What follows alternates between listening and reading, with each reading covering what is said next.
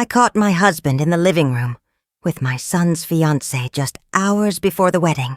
I was ready to confront him, but something in the hallway froze me. It was my son, Elijah. His expression was unreadable, carved from stone. He looked directly at me and whispered, "Mom, I already know, and it's worse than you think." Hello, everyone. Thank you for joining me today. Before I dive into this story, I'd love to know which city you're watching from. Feel free to share in the comments. Now let me take you into what happened. On the morning of my son's wedding, I woke at 5:00. Sleep had escaped me.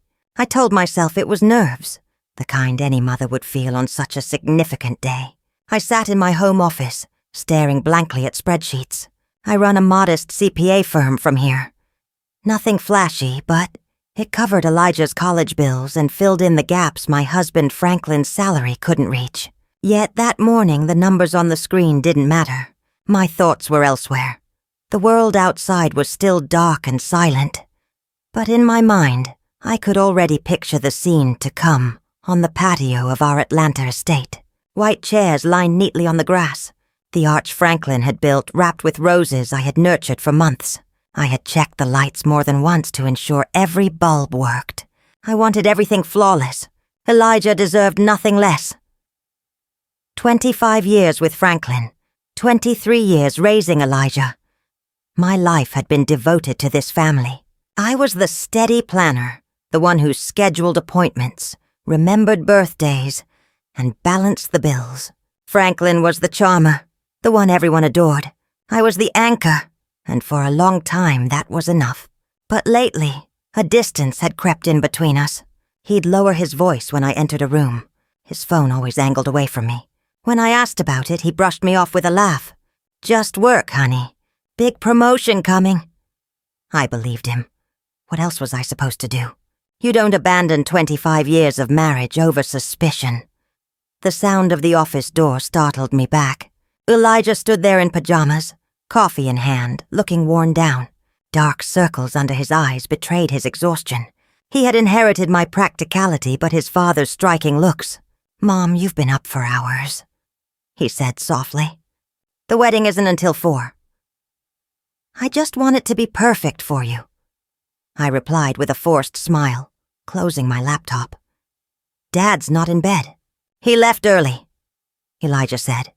His tone edged with something I couldn't place. He sat on the desk, suddenly boyish. He mentioned a gift for Madison's parents, the Ellingtons, something I hadn't heard about. Then he hesitated. "Mom, can I ask you something?" I turned toward him, studying the worry etched on his face. "Of course. What is it? Do you think Madison really loves me?" The question hit me hard. Madison, beautiful and ambitious, an architect from a wealthy family, seemed perfect for him. Still, doubts had flickered in my mind. I'd noticed her distracted glances at her phone during dinners, her distant eyes when Elijah shared his passions. "Why would you ask me that today of all days?" I said. "Maybe it's just nerves," he muttered, staring into his coffee. "But sometimes when she looks at me, I feel invisible, like I'm just a step toward the life she wants. And lately, she's been with Dad a lot, talking about finances, investments. She says he's mentoring her." I had noticed, too, the way Franklin's gaze lingered on Madison, the way he knew her coffee order without asking, the unnecessary touches when he helped her with her coat. My chest tightened. Instead of voicing this, I squeezed Elijah's hand. "Cold feet are normal. Marriage is the biggest step you'll ever take." "It's not just that," he whispered, his voice trembling. His eyes lifted to mine, filled with a pain that chilled me. "I think she's in love with someone else." The blood drained from me. "Why would you think that?" The way she lights up when Dad calls. How she asks about him first when she comes over. Yesterday I saw them together in the garden, and the way he looked at her. It wasn't right, Mom. Not for a father-in-law. I forced calm into my voice. "Elijah, that's a serious accusation."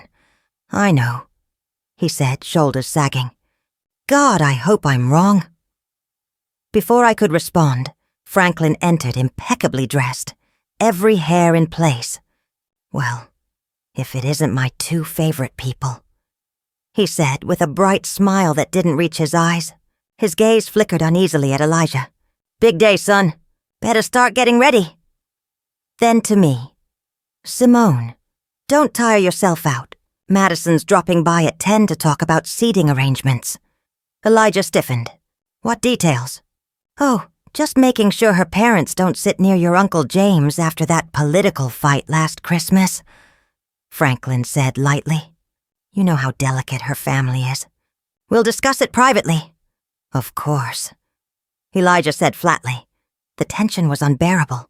Watching my husband and my son, I knew deep down Elijah wasn't mistaken. Something was very, very wrong after they left. Dread consumed me. I was supposed to call the caterer at 10:30, but I canceled with a lie about a family emergency. The truth was I needed my morning clear. Elijah's words and Franklin's false cheer gnawed at me. I spent 2 hours pretending to be busy, rearranging flowers, wiping down a spotless kitchen, jumping at every sound. I felt like I was playing a role, the cheerful mother of the groom, while inside my anxiety boiled. At exactly 10:00, a glossy white BMW glided into our driveway, Madison's car. From the kitchen window I watched her step out, even in plain jeans and a simple blouse. She looked as if she belonged on a magazine cover. She walked to the front door with an easy, unshakable confidence, like someone who always feels entitled to be there. My heart pounded so hard it echoed in my ears. I slipped out the back door and circled the house, crouching low behind the wide hydrangea bushes lining the living room windows. I felt absurd, like a stranger spying on her own life. But my need to know, the desperate pull to either prove or shatter my suspicions, overpowered my shame. Through the large bay window I could see them. Franklin had already let her inside. They were near the fireplace, the same spot we took family photos every Christmas. He was pouring her a drink.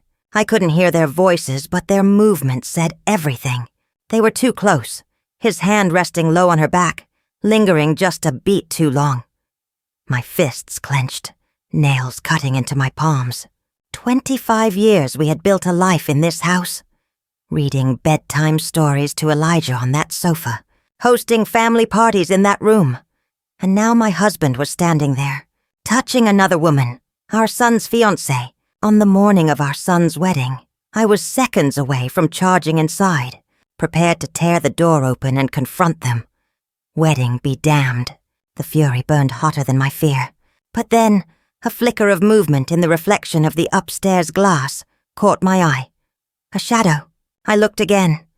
It was Elijah standing at the top of the stairs, hidden in the dimness, watching them too. Seeing him there, so still, so broken, froze me in place. This wasn't just my heartbreak. It was his. Inside, things worsened. Madison's hand slid onto Franklin's chest. She leaned into him, head tilted back, a faint smile on her lips. She said something, and Franklin laughed, a sound I hadn't heard from him in years. It was light, genuine, the way he used to laugh with me when we were youngs. In that moment, I watched my husband become someone I didn't recognize, someone alive in a way he hadn't been with me for a long time. Then his hands threaded through her hair, and they kissed. It wasn't a quick, stolen peck. It was deep, hungry, cinematic. My vision blurred red. A roar filled my head as I moved toward the house, ready to rip the door off its hinges, ready to scream the walls down. But then a hand clamped on my arm. I spun, my heart slamming against my ribs. It was Elijah. He had slipped outside and found me. His face was pale, but his eyes were ablaze with a hard, icy determination I'd never seen before. "Mom, don't," he whispered. "Not yet, Elijah. This is—" The word stuck in my throat. "I know what it is," he said. His voice was steady, though his hands trembled. "Mom, I've known for weeks." "Weeks," I whispered, stunned. I stared at my son, the boy I'd raised, who now looked back at me like a man who had already seen the worst. We were still crouched behind the hydrangeas, the flowers I had once proudly tended now hiding the wreckage of our family. Inside, Franklin and Madison had moved to the sofa. I couldn't bear to look. I didn't want to believe it at first. Elijah murmured. I kept making excuses. He's just being helpful. She's nervous about the wedding, but it kept happening. The glances, the secret talks, the way she lit up whenever he walked in. He stopped, catching himself. She wasn't supposed to be my rival. She was supposed to be my wife. Why didn't you tell me? I asked, my voice shaking with equal parts rage and maternal grief. You shouldn't have carried this alone. Because I needed proof, he said, his jaw tight. His eyes looked older than his 23 years. I wanted to give them enough rope to hang themselves. He pulled out his phone, his hands trembling slightly as he tapped the screen. I hired someone, he admitted. What did you do? I breathed. I'm not stupid, Mom. After I caught them having lunch together last month, Dad said it was a business meeting. She said she was shopping with friends. I knew something was off. I had to be sure. He handed me the phone. I hired a private investigator. My breath hitched. A detective? Elijah, the money. Don't worry about it, he said grimly. It was worth every cent. On the screen was the first photo. Franklin and Madison walking into the St. Regis, Atlanta, time-stamped 3 weeks ago, a Tuesday afternoon when Franklin was supposedly at a regional conference. The next photo showed them leaving 2 hours later, looking heated and rumpled. There are 17 different occasions, Elijah said quietly, as I swiped through photo after photo. Dimly lit restaurants, parking lots, their hands clasped, faces glowing with secret happiness, a whole second life built on lies. The sheer scale of the betrayal made me dizzy. This wasn't a fling. This was deliberate, long-term. I stood, rage flooding me. We're ending this now, I said, my voice like steel. No. Elijah's tone was sharp, pulling me back down behind the bushes. Mom, trust me. I have a plan. A plan? Elijah, this is madness. We can't just let the wedding. We absolutely can. He cut me off, his voice ringing with an authority I'd never heard before. If we confront them now, they'll deny it. They'll spin it. Dad will call you hysterical. Madison will cry and play the victim. They'll flip it all back on us. He was right. I could already hear Franklin's smooth, patronizing voice. Simone, you're overreacting. She's just nervous. I was only offering advice. So what do you suggest? I whispered, my fury hardening into something colder. Elijah's smile was thin, chilling, unfamiliar public humiliation. He said softly, total and permanent destruction of their reputations. Legal consequences. We don't just end this, Mom. We make sure they can never do it again. I stared at my son. When had he become so calculating, so ruthless? Then I glanced back through the window and saw Franklin, the man I had loved and trusted for a quarter of a century, begin to unbutton Madison's blouse on the same sofa where we had built our family. And in that moment, the woman I used to be, the patient, forgiving wife, died behind the flowers I had planted with my own hands. Tell me the plan, I said. That evening felt like living inside a stranger's dream. Franklin came home pretending nothing had happened, asking about catering details, talking about his reception speech, praising Elijah. The hypocrisy was suffocating. I nodded, smiled, an empty shell, while inside I screamed. After Franklin went to bed, Elijah and I met in my locked home office. With the blinds drawn, it felt like a war room. On my desk lay the beginnings of a file of evidence strong enough to make a prosecutor salivate. Tell me about the detective, I said, staring at a photo that twisted my stomach. Her name's Aisha, Elijah replied. Aisha Whitfield. The name struck me like cold water. Aisha, my sister. Elijah nodded. I didn't know who else I could turn to. She'd been a police officer for 2 decades before retiring to run her own private investigation business. I trusted her judgment, and I knew she would keep everything quiet. He looked almost embarrassed, I also knew she had never really liked Dad. A sharp laugh escaped me, though it sounded more like a sob. My younger sister, Aisha. We were close, yet I had never confided in her about the growing cracks in my marriage with Franklin. My pride and shame kept me silent. "I'll call her," I said, my throat thick with emotion. Aisha picked up on the second ring. "Simone, it's after midnight. What's wrong?" "Everything," I whispered. "Nothing is okay." And then I broke. I poured it all out. What Elijah suspected. What we'd seen that morning. The photographs. For the first time all day I cried ugly, choking sobs. She listened quietly, her voice steady and controlled. When I finished, there was no surprise. Only a heavy sigh. "I'm not shocked, Simone," she murmured. "I've seen the way he looks at that girl. I only prayed I was mistaken." "Elijah mentioned the photos," I said, wiping at my eyes. "What else do you know?" "More than you want to hear." Her tone shifted to businesslike. "I've been following them for 3 weeks. They meet twice a week without fail at the St. Regis in Atlanta. He always pays cash. Expensive restaurants, too. Places he'd never take you. Last week, Cartier." The fury flared hot in me again. "Our money. The savings I managed so carefully. The money meant for our retirement, for our future. And Simone." Aisha's voice softened. "It goes deeper. I've been combing through Franklin's finances, trying to see where all the cash is coming from. He's careless." "What did you find?" I asked, bracing myself. Silence filled the line for several long seconds. "It's not just Madison," she said finally. "This isn't the first time. I traced regular monthly payments going back 15 years. All to one woman, Nicole Jenkins. The name meant nothing to me. Who is she?" "A junior associate at his old firm when Elijah was little. She left abruptly 15 years ago. A few months later, the payments began." Aisha paused before adding, "She has a daughter, Zoe, 15 years old." The phone felt like lead in my hand. My lungs refused to work. A child, a secret child, 15 years of deceit. The late nights, the unexplained withdrawals, the distance. It all came into focus with brutal clarity. "I have to be certain," I whispered. "I know," she replied. "I'll handle it. But, Simone, when the truth comes out, it will be nuclear." "I know," I said, my voice flat, cold. "That's the point." The day before the wedding blurred into a haze of lies and strategy.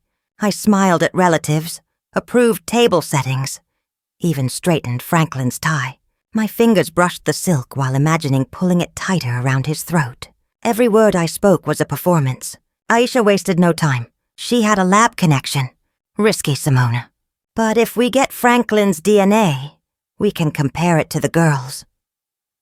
That night, after Franklin drifted to sleep beside me, I crept to the bathroom. My hand trembled as I picked up his toothbrush, slipping it into a plastic bag. Compared to his betrayal, this theft felt small. I left it in the mailbox for Aisha before dawn. The house was chaos the next day.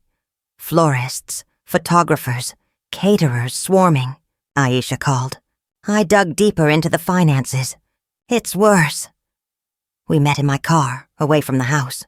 She flipped open a laptop. Rows of figures filled the screen. For years, he's been pulling small cash amounts. 500, 700, never over 1,000. From different branches. She explained. "I thought it was for his coin collecting," I said faintly. He had always told me it required cash deals. "Another lie. His hobby's name is Madison," Aisha said dryly. "But that's not all. He's been borrowing against your pension." I stared at the documents, loan after loan. Nearly 60,000 gone in 18 months. "But my signature. He forged it," Aisha said softly. "I compared them to your tax forms. It's close, but not yours." My stomach turned. This wasn't just betrayal. It was theft. He was dismantling our future piece by piece, stealing the college fund, the retirement, our security. "And Madison?" I asked, barely audible. "She's no innocent," Aisha replied. "But first, this." She handed me an envelope. DNA results. My hands shook as I tore it open. My eyes found the conclusion.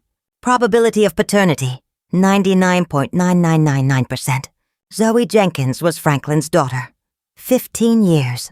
15 years of love, trust, shared life. While he had another family hidden just miles away, I pressed my forehead against the steering wheel. No tears came, just a cold, terrifying calm. The wound inside me still bled, but resolve hardened around it like stone. He wouldn't just lose me. He would lose everything. That flimsy piece of paper weighed heavier than a gravestone. It was the death certificate of my marriage. A 15-year-old daughter, I whispered. The words echoed. How did you even find her? Nicole's name from the payments, Aisha explained. She lives 2 towns over, about 20 minutes away. 20 minutes. 15 years of lies lived right next door. Every late night, every business dinner, every golf weekend now made sense. I stopped by yesterday, Aisha continued. Pretended to be a market researcher. Nicole opened the door and just behind her stood the girl, Zoe. My breath caught. She was his mirror image. The same sharp, dark eyes that once drew me to him. The same familiar smile. There was no mistaking her. An innocent teenager caught in this twisted web, looking exactly like my husband. A sister Elijah had never been told about. The thought was so surreal, so grotesque, I could hardly process it. My family wasn't just damaged. It was a fabrication, a lie I had unknowingly upheld for most of my life. Does Nicole know about me? About Elijah? I asked. I can't say for certain, Aisha replied. But look at her life. Nice house, good school district.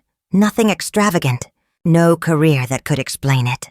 It's obvious Franklin is her main source of income. She has every incentive to stay quiet. It hit me like a wave. He wasn't simply supporting a child. He was bankrolling an entire life. With my money. With our savings. With the retirement fund he had stolen from me. The betrayal was so complete, so layered, I felt myself drowning in it. I handed the DNA report back to my sister. Add it to the rest, I said flatly. My voice was void of feeling, the shock so overwhelming that only emptiness remained. I thought about Zoe. What kind of father hides his own daughter? What kind of man raises one child in the open while condemning another to the shadows? The cruelty wasn't just to me and Elijah. It extended to this girl, who had done nothing wrong. And Madison, I pressed, needing a target for the rage thawing inside me. Aisha's face hardened. Right, Madison, the fiancée. She turned the laptop toward me and opened another file. She's not just sleeping with Franklin. She's embezzling from her firm. The word stunned me. She's what? She's a junior partner at a top law office, Aisha explained, showing me reports. She's been padding expenses, inventing fake consultants, funneling the money into a personal account. Small amounts each time, but steady. Over $200,000 in just 1 year. 200,000? I gasped. And some of it went straight to Franklin, Aisha said, pointing to a transfer linked to a $1,000 watch. She stole from her partners to buy gifts for him. He stole from you to buy gifts for her. It's a grotesque cycle of theft. Madison wasn't just a mistress. She was a criminal, a liar about to marry my son. My chest burned with rage. This wasn't about heartbreak anymore. It was about protecting Elijah. It was about justice. Okay, I said firmly, locking eyes with Aisha. The wedding plan. Go through it again. It has to be perfect. Madison's crimes shifted everything. This wasn't a messy family scandal anymore. It was a conspiracy of fraud, theft, and deceit. How did you even get all this? I asked, pointing at the damning reports. The car smelled of stale coffee and secrets. Madison isn't as clever as she thinks, Aisha said, her voice edged with satisfaction. She slipped up. And I've got friends in the department. Economic Crimes Unit. They saw the pattern instantly. On her screen, she showed me how Madison had routed the money through a shell company under her mother's maiden name. Amateur work. I thought of the Ellingtons, her parents, respected pillars of society.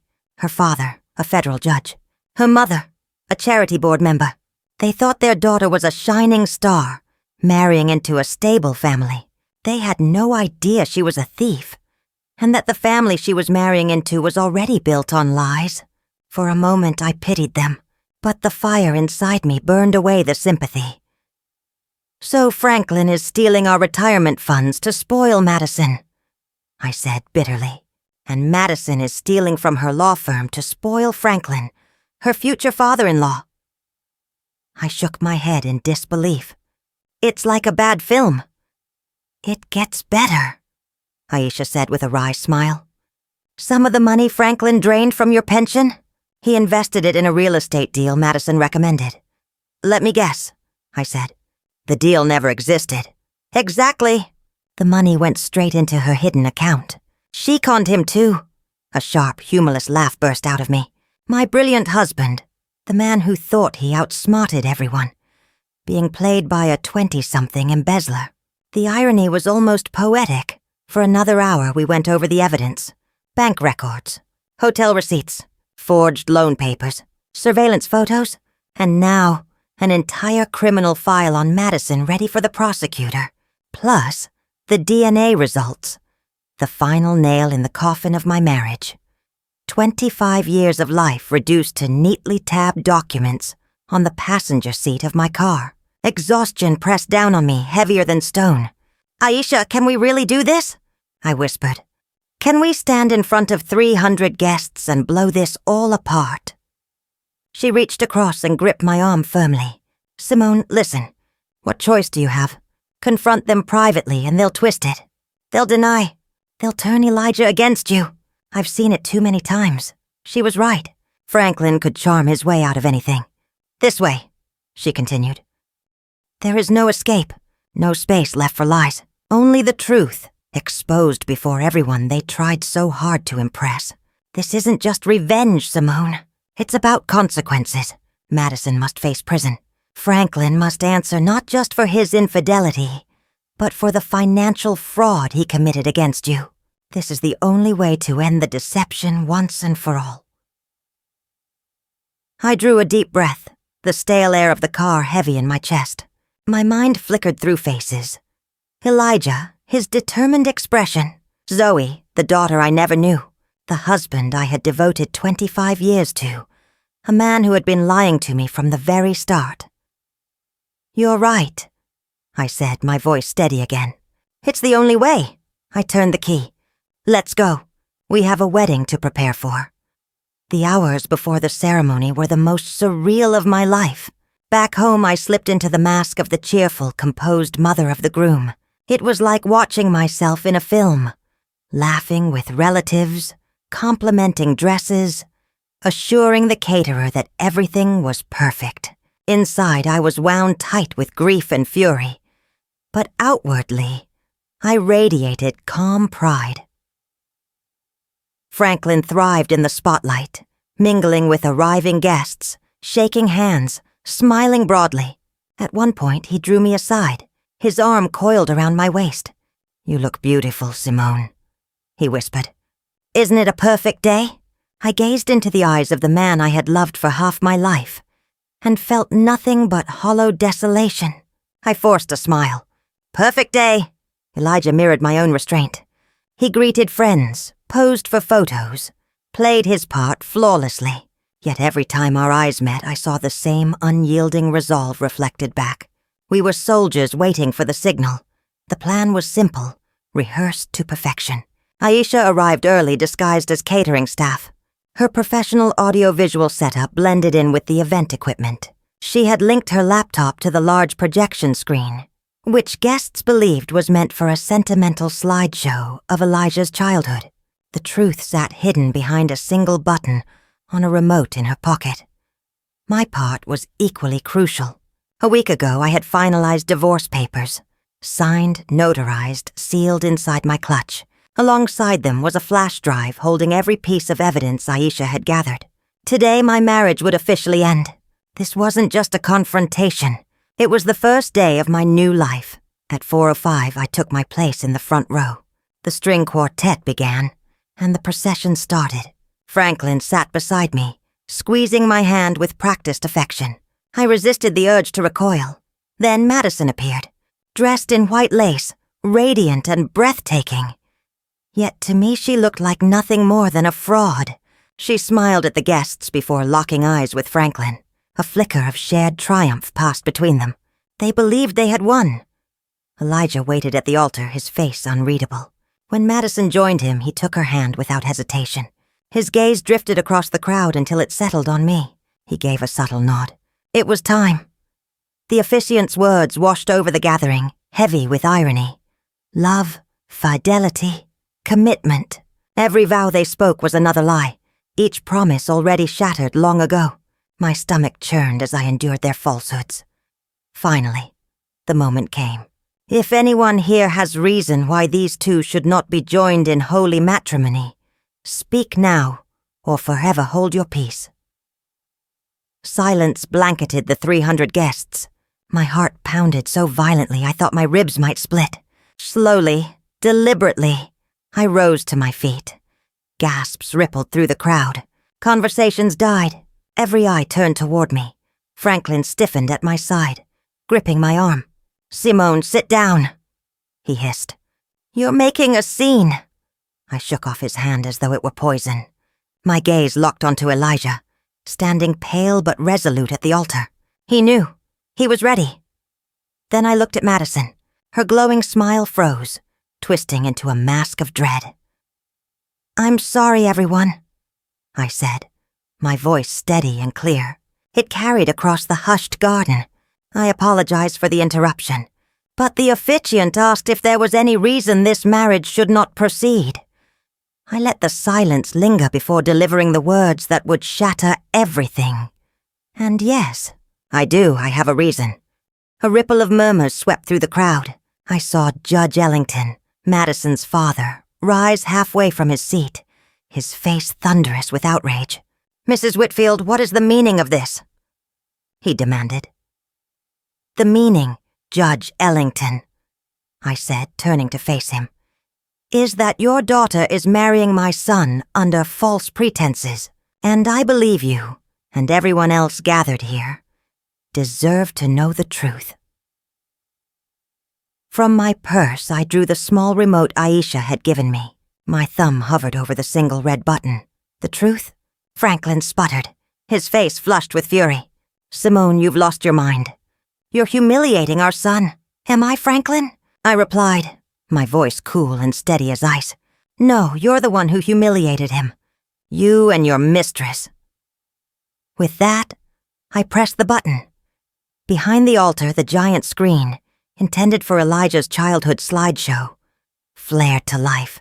The first image was a sharp surveillance photo.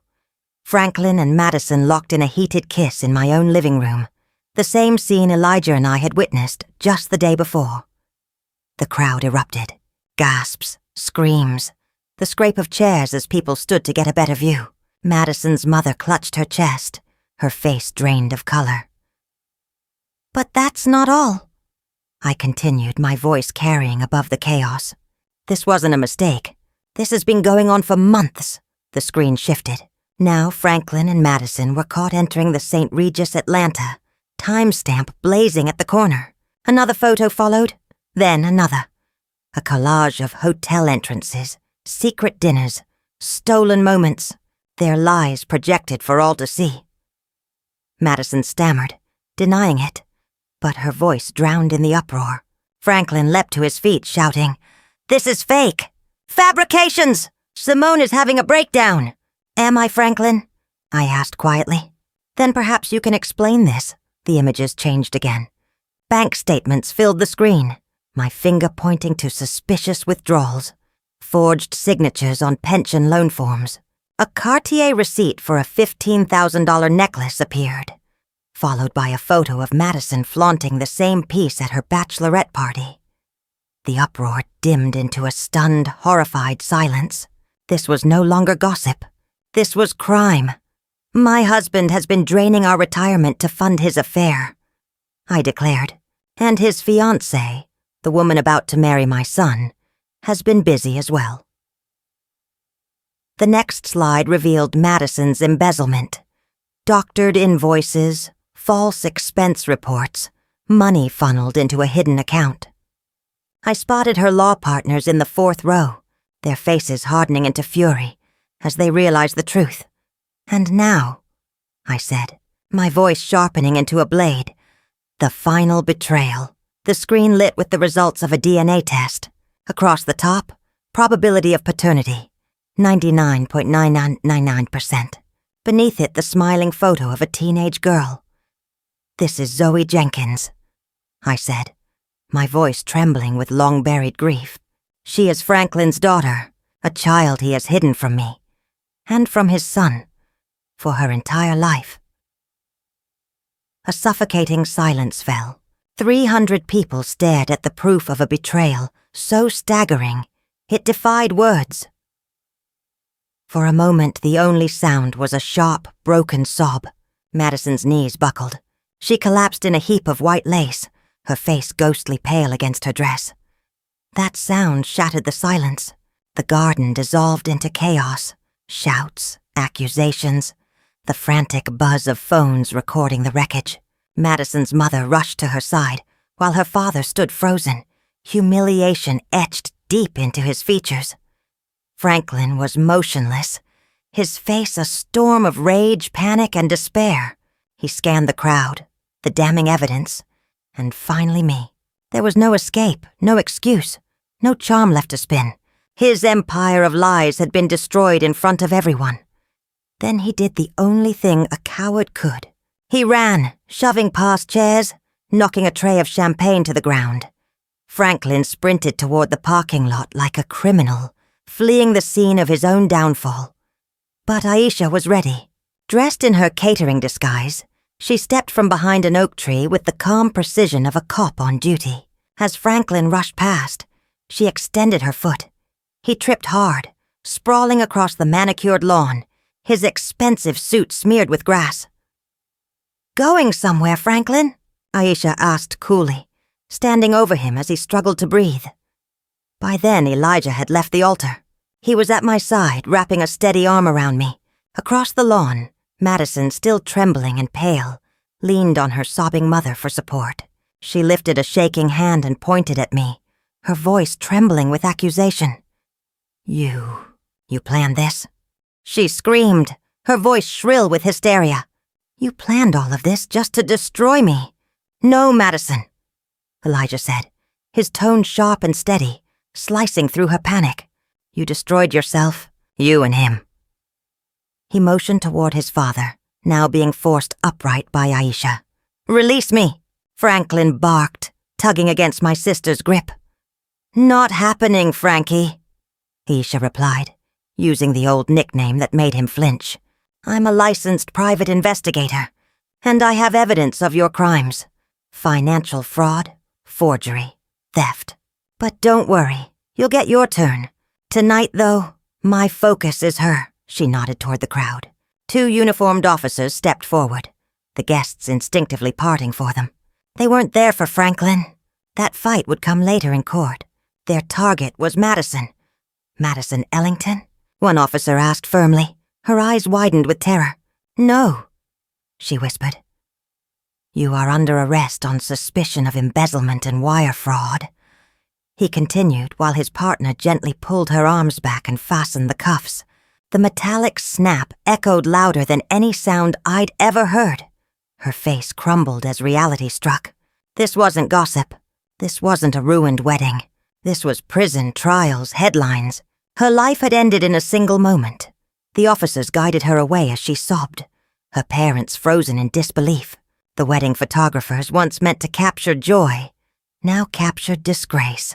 Flashes lit the chaos as the fairy tale collapsed into scandal. Guests scattered, some leaving swiftly, desperate to escape, others lingering in clusters, whispering, filming, feeding the storm. And then my body gave out. All the tension, all the strength drained from me. Elijah caught me, holding me close. "It's over, Mom," he whispered. "Finally over." I looked around at the wreckage of the day I had built. Ruined flowers, shattered vows, destroyed reputations. It was devastation. but for the first time in months, I could breathe. If you're still here, would you do me a small favor? Tap the like button and drop a number 1 in the comments. It shows me you're with me, supporting me through this story. The hours that followed blurred together. Sirens, statements, guests dispersing in disbelief. Madison was driven away in the back of a patrol car, her gown grotesquely bright under the evening sun. Franklin, after questioning, slipped off quietly into the shadows. He left without a word, without even glancing at his son. "And you?" Elijah asked softly, searching my face. "I don't know," I admitted. "Right now I feel nothing at all." The weeks that followed were raw and brutal. The scandal became news. Bride arrested at altar. Groom's father exposed in decades-long fraud. Reporters swarmed. Phones rang endlessly. I shut the world out. My firm suffered. Clients slipped away. The day after the wedding, I walked into my lawyer's office with a flash drive of evidence and signed divorce papers. Franklin didn't fight. He couldn't. The settlement gave me the house and restitution for the stolen retirement. It wasn't victory. It was survival. Madison pled guilty. 2 years in a minimum security prison. Her family's reputation shredded beyond repair. Franklin's ruin was quieter but no less total. He lost his job, his name, his circle. He vanished into a small apartment, unseen and forgotten. But then came Zoe.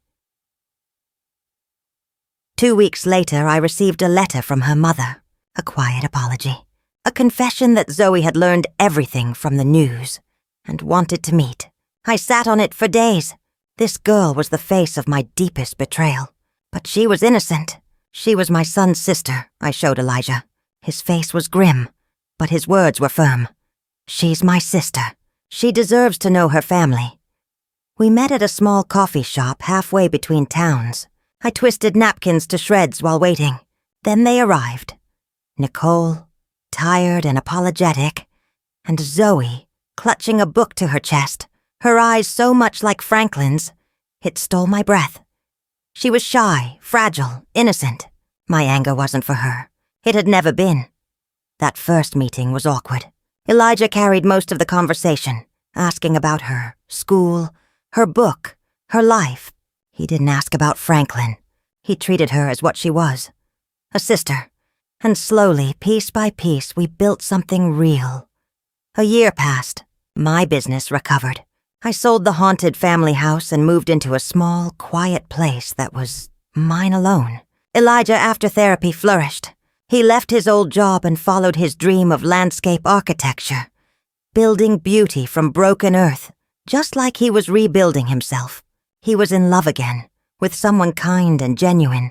And Zoe became family. Sunday dinners, laughter, teasing. She wasn't a reminder of betrayal anymore. She was simply Zoe. One night the doorbell rang. It was Franklin. He was older, smaller, stripped of arrogance. He asked to talk. He said therapy was helping him face his choices. He apologized for the lies, the pain, the years. He meant it, I could tell. But an apology couldn't erase decades. "I forgive you," I told him. "Not for you, for me. But I'll never trust you again." He nodded, tears in his eyes. Then he left. That night I thought about the woman I was a year earlier, crouched behind flowers, shattered by betrayal. She had no idea she would survive. She had no idea truth would set her free. My family had crumbled, but in its place, Elijah, Zoe, and I had built something smaller, imperfect, but honest. For the first time in so long, it was enough. Thank you for listening to my story. If you've been through something like this, share in the comments. Your story matters. And if you'd like to hear more, please like this video and subscribe. Be kind to yourselves. I'll see you next time.